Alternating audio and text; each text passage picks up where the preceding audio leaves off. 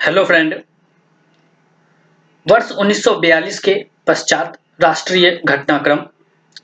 आजाद हिंद फौज। आजाद हिंद फौज के गठन का श्रेय कैप्टन मोहन सिंह को है। सिंगापुर के पतन के बाद 40,000 भारतीय सैनिकों ने अपने आप को मेजर फुजिहारा को सौंप दिया। मेजर फुजिहारा ने इन्हें कैप्टन मोहन सिंह को सौंपा।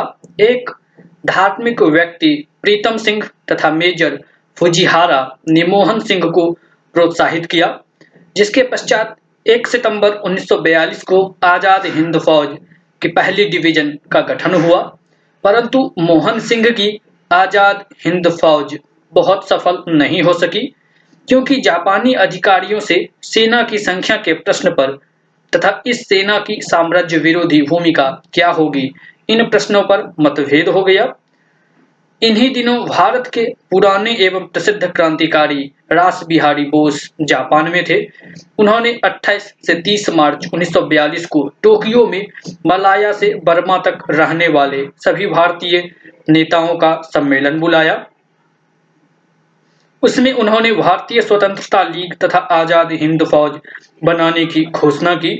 इसके बाद 14 जून से 23 जून 1942 तक बैंकॉक में रास बिहारी बोस की अध्यक्षता में सम्मेलन हुआ, जिसे बैंकॉक सम्मेलन के नाम से जाना जाता है। इसी सम्मेलन में इंडियन इंडिपेंडेंस लीग, भारतीय स्वतंत्रता लीग की विधिवत रूप से स्थापना की गई तथा सुभाष चंद्र बोस को पूर्वी एशिया आने का निमंत्रण दिया गया। सुभाष चंद्र बोस बैंकॉक सम्मेलन के निमंत्रण को स्वीकार करते हुए 13 जून 1943 को टोक्यो पहुंचे।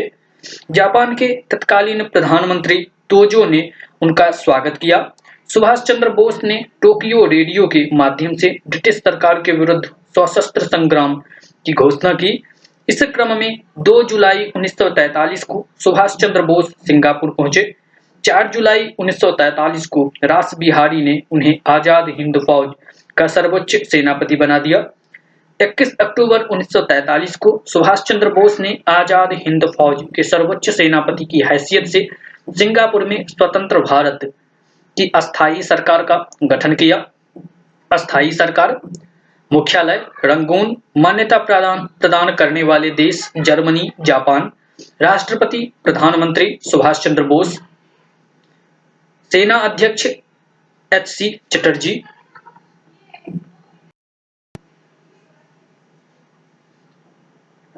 वित्त विभाग एम. अय्यर। प्रचार विभाग लक्ष्मी। महिला संगठन का कार्यभार स्वामीनाथन। 23 अक्टूबर 1943 को इस सरकार ने मित्र शक्तियों के विरुद्ध युद्ध की घोषणा कर दी। 31 दिसंबर 1943 को सुभाष चंद्र बोस अंडमान पहुंचे और दोनों टापुओं अंडमान एवं निकोबार का प्रशासन अपने हाथों में ले लिया।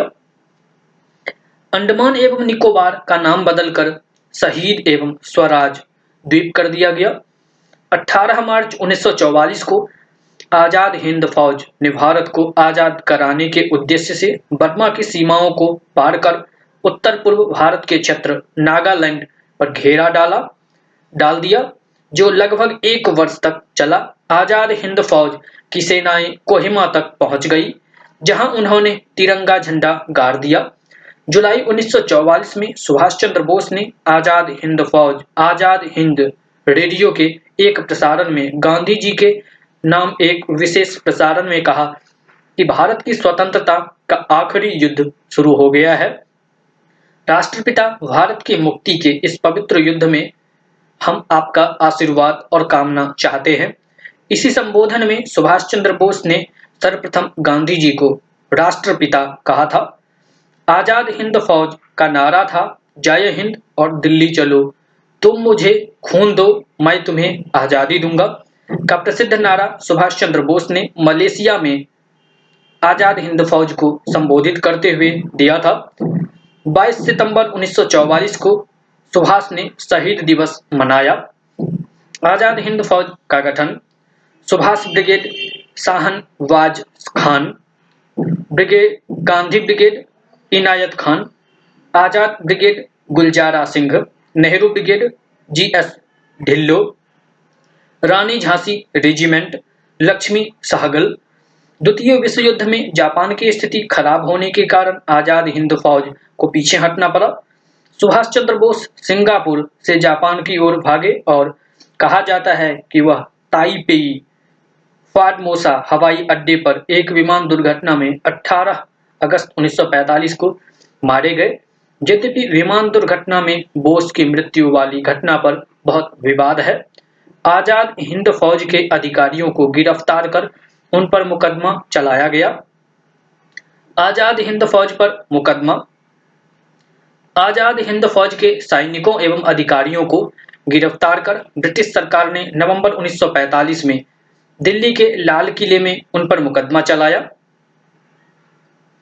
इस मुकदमे में 3 मुख्य अभियुक्त थे, मेजर शाहनवाज खान, कर्नल प्रेम सहगल और कर्नल गुरुदयाल सिंह ढिल्लो।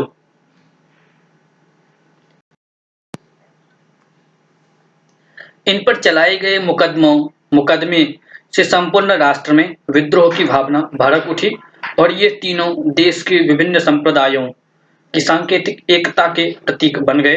भारत के विभिन्न दलों, कांग्रेस, मुस्लिम लीग, अकाली दल तथा कम्युनिस्ट पार्टी ने भी इसका विरोध किया और इनकी रिहाई की मांग की। आजाद हिंद फौज के बचाव के लिए एक बचाव समिति का गठन किया गया।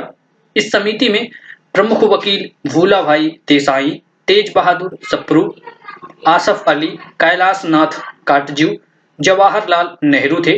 सरकार ने तीनों अभियुक्तों को फांसी की सजा सुनाई। इस निर्णय के विरोध में कड़ी प्रतिक्रिया हुई। अंत में विवश होकर तत्कालीन वायसराय लॉर्ड वेवेल ने अपने विशेषाधिकार का प्रयोग करते हुए मृत्यु दंड की सजा को माफ कर दिया।